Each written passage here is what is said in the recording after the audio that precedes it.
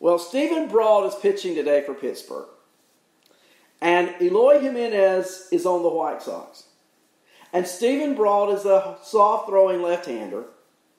And Eloy Jimenez is a hard-hitting right-handed bat. So, when you put all that together, and due to the fact also, over his last 13 games, Eloy is hitting .385 with 6 home runs, and he's only $4,900, then Eloy Jimenez to me is the pick of the day. I think you have to go with Eloy in your outfield against Stephen Brault and the Pittsburgh Pirates.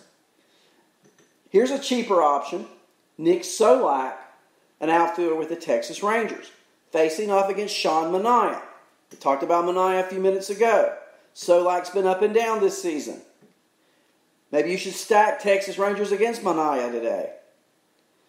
Solak hit left-handers really well last year, hitting .319. He has a 41% hard hit rate this season. Coming into the game tonight, he's only $3,800. And I think he's a great outfield option tonight.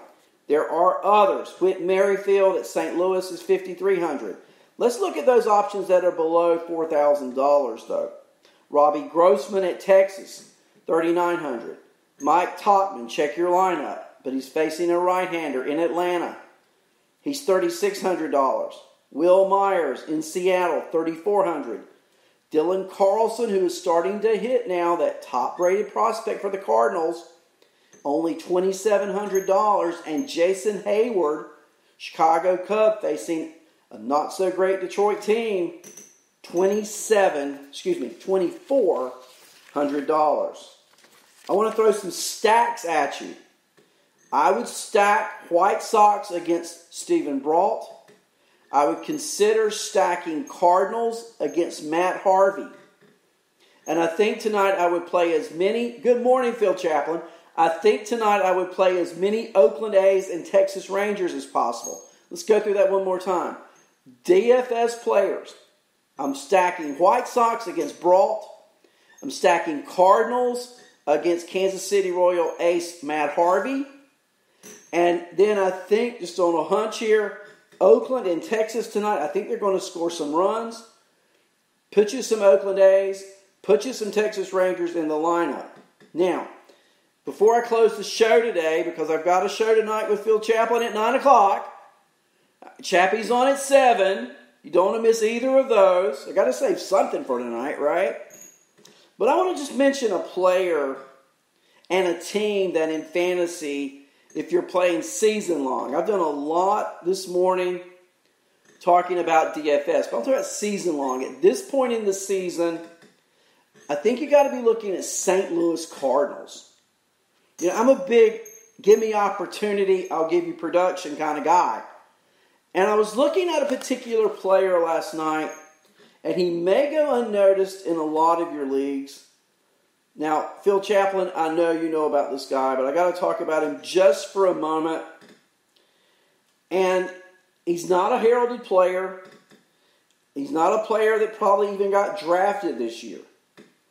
But when you look at Brad Miller of the St. Louis Cardinals, who probably in some leagues is multi-positional eligible, he's batting second in the Cardinals lineup. Oh, by the way, last night he went 3 for 4. Oh, by the way, for the season, he's hitting .367 with a couple of dingers, 10 RBIs, and a stolen base. Brad Miller is a sneaky pick in fantasy, both daily and season-long going forward. Cardinals, again, they have to play a lot of games.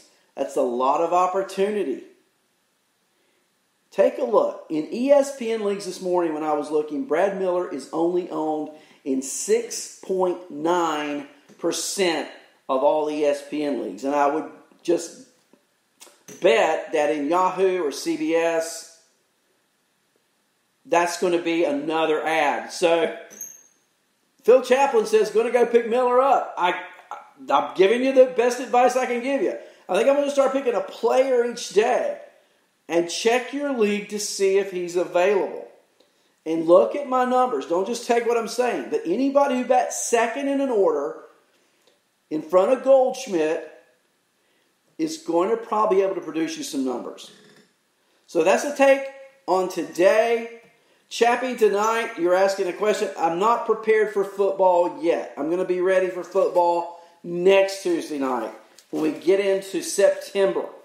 This will be probably our last night at 9 of going through just baseball. But next Tuesday night we'll talk about some football at 9 p.m. How about that? Hey guys, yeah, I was looking at, Chappie just put up, we'll talk about this real quick, Framber Valdez. Did you guys take a look at what Framber did last night?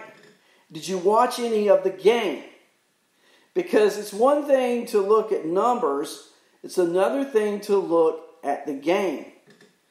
Framber Valdez, pitcher for the Houston Astros, last night, let me give you some numbers on Framber. He gave up a few runs. It was 11-4 final score, Astros and Angels. But for the Astros, Valdez went 7 innings. He only walked 2. He only gave up 6 hits. And he struck out 11 batters. Yeah. And he threw 113 pitches, 75 for strikes. And frankly, he looked as good as anyone I've seen lately pitching. And Valdez is exactly the kind of thing Houston needs. Now, offensively, the Astros, Springer's not going to be out long.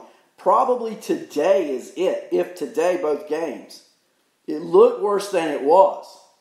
The x-rays said no harm, only a bruise. It looked really bad. But Correa with a big double last night. Tucker, are you kidding me?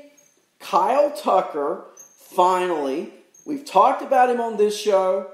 Chappie's talked about him on his show.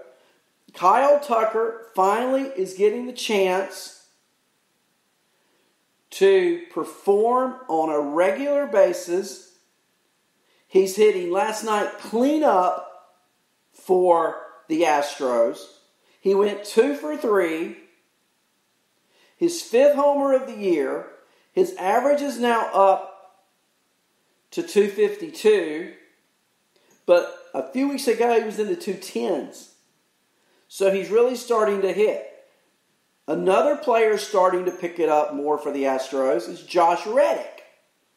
Is it coincidental that with Yordan Alvarez now out for the year, that players like Tucker and Reddick are stepping it up for the Astros?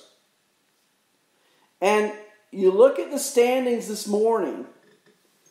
Where are the Astros? Well, we know they got swept over the weekend by the Padres. We know that. But Houston's only 3.5 out behind Oakland at 16-13. They've won 7 of their last 10. And, you know, there's a little chip on that shoulder. So, I'm going to stay in the American League West for a player to watch out for this upcoming week. I talked about him yesterday. Again, he's not striking out as much. I just got to believe Matt Olson is going to have a week where he carries the Oakland A's.